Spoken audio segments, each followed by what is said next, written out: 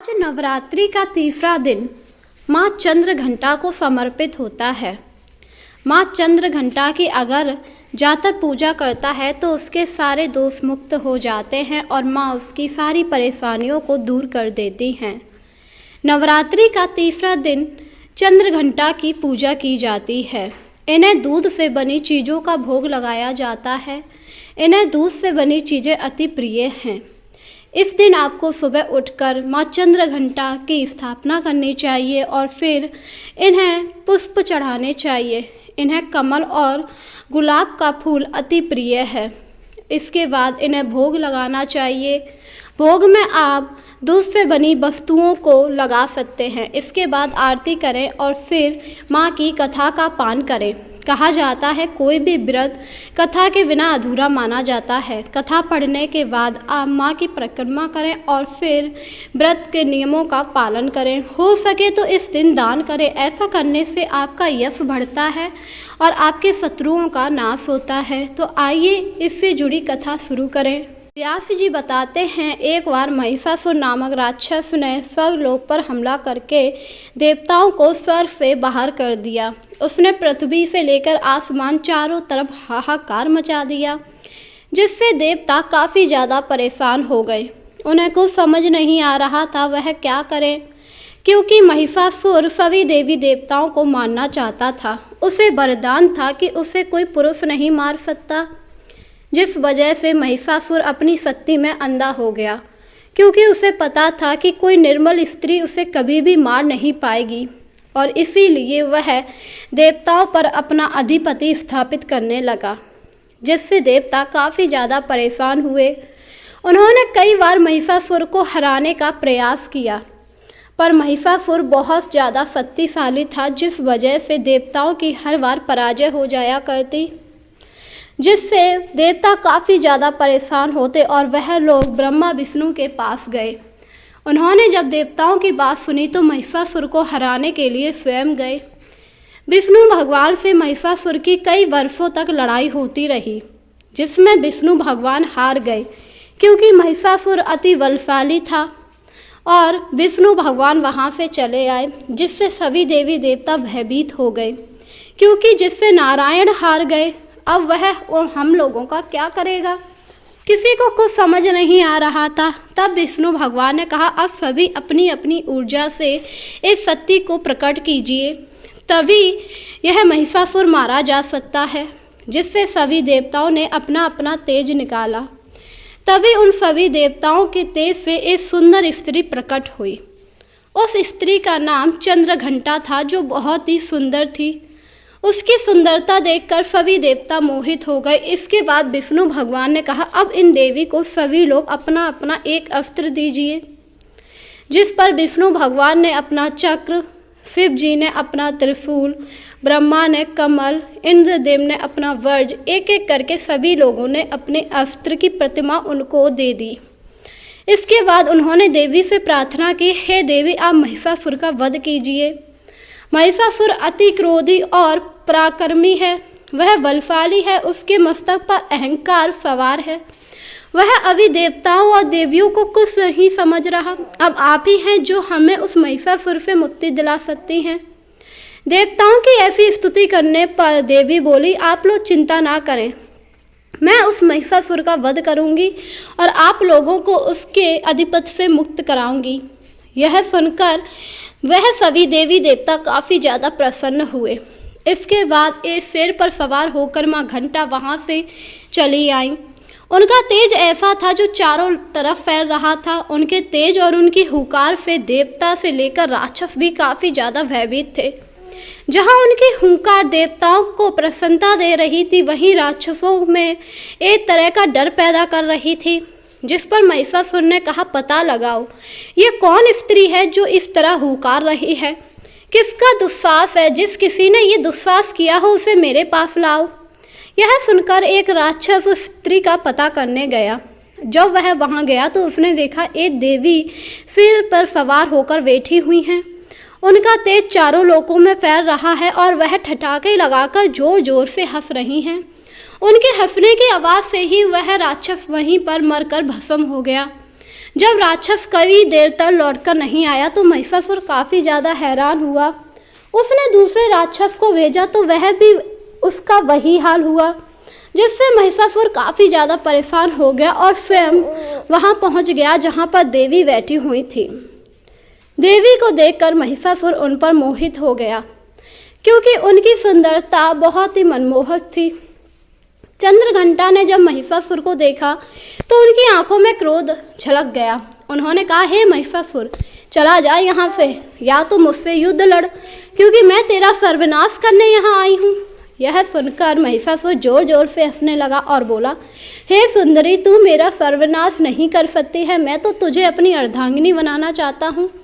मुझसे विवाह कर ले, इसमें तेरा जीवन सुखमय बीतेगा। मैं तुझे मारना नहीं चाहता, क्योंकि तेरी सुंदरता पर मैं मोहित हो गया हूँ। यह सुनकर माँ देवी को काफ़ी ज़्यादा क्रोध आया और उन्होंने कहा, हे मूर्ख, अपनी हद में रह। मैं तुझसे विवाह करने नहीं बल्कि तेरा संहार करने आई हूँ।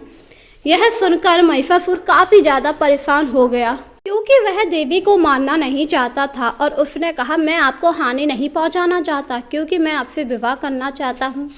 आप अपनी बुद्धि भ्रष्ट ना करके मुझसे विवाह कर लीजिए। आप मेरे साथ हमेशा सुखी रहेंगी। जिस पर माँ का क्रोध और ज़्यादा बढ़ गया और उन्होंने कहा, हे अज्ञानी, हे मूर्ख, मैं तुझे यहाँ मार रही हूँ और तुझे मुझसे विवाह करने की पड़ी है। मैं तेरी शत्रु हूँ और अब तू तैयार हो जा मरने के लिए। यह सुनकर महिषासुर का क्रोध भी बढ़ गया और उसने कहा, मैं आपको विवाह के लिए प्रस्ताव दे रहा हूँ और आप मुझे मारने के लिए? ठीक है, अगर आप यही चाहती हैं तो फिर मैं आपका वध कर देता हूँ। यह कहकर महिषासुर महिष के रूप में आ गया और देवी माँ के ऊपर उसने आक्रमण कर दिया, पर देवी माँ के पास हर अस्त्र थे, जिससे उन्होंने महिषासुर पर आक्रमण कर दिया। उन्होंने कई देर तक उससे युद्ध किया। जब महिषासुर घायल हो गया और उसे पता लगा कि अब वह उनसे जीत नहीं पाएगा, तो उसने वहां से भागने का प्रयास किया, जिस पर माँ के शेर ने महिष पर हमला कर दिया और उसे और ज़्यादा घायल कर दिया। तब माँ ने त्रिशूल उठाकर महिषासुर का वध किया और इस तरह महिषासुर मारा गया। महिषासुर के मर जाने के बाद चारों लोक में शांति फैल गई और सभी देवी देवता काफ़ी ज़्यादा प्रसन्न हो गए और उस दिन से इनका नाम चंद्रघंटा पड़ गया। चंद्रघंटा की जो भी पूजा करता है उसके जीवन में शांति बनी रहती है। आपको सुबह उठकर माँ चंद्रघंटा की पूजा करनी चाहिए और फिर जितना दान हो सके उतना करना चाहिए। माँ चंद्रघंटा आपके सारे दुखों का नाश करती हैं और आपके जीवन को सुखमय बनाती हैं। अगर आपके जीवन में शत्रुओं का भय अधिक हो तो आप इनकी कृपा से शत्रुओं पर विजय हासिल कर सकते हैं। इसी के साथ इससे दूसरी जुड़ी कहानी सुनाऊं। एक गांव में एक निर्धन औरत रहती थी। वह बहुत ही सुंदर थी। उसका पति मजदूरी करके अपना परिवार चलाता था। पति सेठ के यहाँ काम करता। एक बार सेठ किसी काम से उस व्यक्ति के घर आया। उसकी पत्नी को देखकर मोहित हो गया और उसने उसके पति से कहा, अरे तेरी पत्नी तो बड़ी ही सुंदर है, तू इसे सुख दे भी पा रहा है या नहीं? ये आप क्या कह रहे हैं सेठ जी? मैं अपनी पत्नी को हर वो सुख दे पा रहा हूँ जो मैं दे सकता हूँ। हाँ, वो तो दिख ही रहा है, तू कौन सा सुख अपनी पत्नी को दे पा रहा है? और उसने सीधा उसकी पत्नी से कहा, तुम मुझसे विवाह कर लो, मैं तुम्हें बहुत सुखी रखूँगा। जिस पर पत्नी ने कहा, मैं तुमसे विवाह नहीं कर सकती क्योंकि मैं शादीशुदा हूँ। तुम मेरा त्याग कर दो और मुझसे विवाह करने के बारे में ख्याल ना रखो। यह सुनकर सेठ को क्रोध आ गया और वहाँ से चला आया। उसने उस आदमी को काम से निकाल दिया और कहा, जब वो काम पर रखेगा, जब वो अपनी पत्नी का विवाह मुझसे करा देगा। यह सुनकर पत्नी काफ़ी ज़्यादा परेशान हो गई, क्योंकि अब उनके घर पर अन्न नहीं था, जिस वजह से कई दिनों तक चूल्हा ना जला। चूल्हा न जलने की वजह से वह लोग भूख से व्याकुल हो बैठे। अपने पति को भूख से व्याकुल होता देख पत्नी ने कहा, अजी अब हम लोग क्या करेंगे? जिस पर पति ने कहा, तुम चिंता मत करो, मैं दूसरी जगह पर काम ढूंढूंगा। और इस तरह वह दूसरी जगह पर काम ढूंढने गया, पर सेठ ने सबसे मना कर दिया कि इसे काम ना दिया जाए, ये दुराचारी है।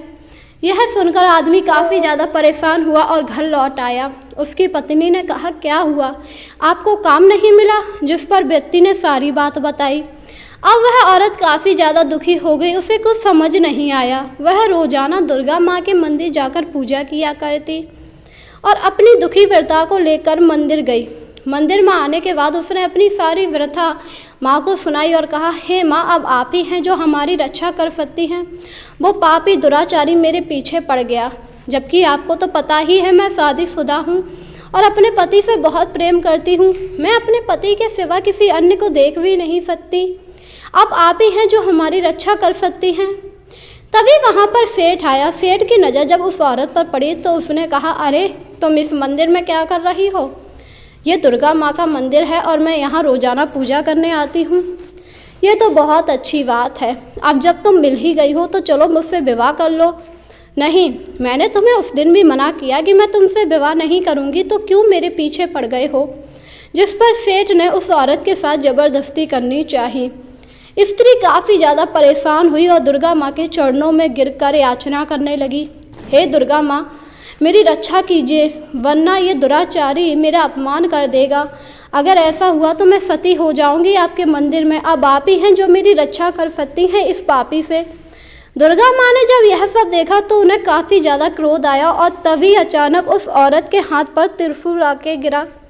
त्रिशूल को देखकर औरत को समझ आया कि उसे क्या करना है और अचानक से दुर्गा माँ की शक्ति उस औरत के शरीर में प्रवेश कर गई और वह सीधी खड़ी हो गई और उसने सेठ से कहा, हे सेठ, तूने मेरे अपमान किया है, तूने हिम्मत कैसे की मुझे छूने की? अब देख मैं तेरे साथ क्या करती हूँ। यह कहकर उसने सेठ के सीने पर लात रखी और त्रिशूल से उसका संहार कर दिया। ये सब देखकर गांव वाले काफ़ी ज़्यादा हैरान हुए और जय जयकार करने लगे, क्योंकि जैसे ही सेठ का संहार हुआ स्त्री का तेज चारों लोकों में फैल गया। उसे देखकर सभी ने कहा, इस पर तो दुर्गा माँ आ गई। इसके बाद स्त्री बेहोश हो गई। जब उसे होश आया तो बताया गया कि तुमने सेठ को मार दिया। यह सुनकर स्त्री काफ़ी ज़्यादा भयभीत हुई और फिर जब उसे पता लगा ये सब दुर्गा माँ की महिमा थी तो उसने दुर्गा माँ को प्रणाम किया। इस प्रकार जो भी भक्त दुर्गा माँ की सच्चे मन से भक्ति करता है उसके ऊपर दुर्गा माँ की कृपा हमेशा बनी रहती है। वह अपने भक्तों को किसी भी प्रकार के कष्ट में नहीं दे सकती, चाहे दुष्ट हो चाहे कोई भी। वह हर दुराचारी को उसकी सजा अवश्य देती है। तो बोलो जय माँ दुर्गे, जय देवी ब्रह्मचारी नमः।